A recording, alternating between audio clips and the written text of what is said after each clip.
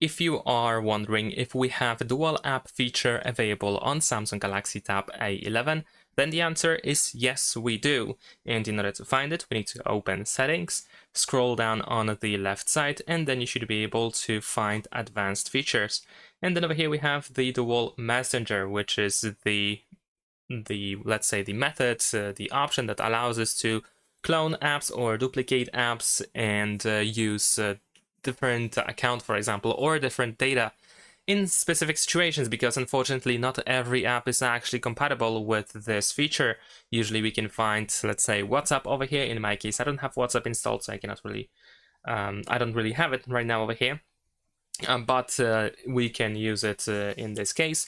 And for apps which you want to duplicate but cannot be duplicated using Dual Messenger, in that case you can probably use the secure folder instead, because if you set up the secure folder, everything that you have inside the secure folder is separated from everything that we have outside of the secure folder. So this also includes apps, so you can, for example, install the same app for the second time and use different data, different accounts, different settings, and so on. And that's it. Thanks for watching, leave a like and subscribe.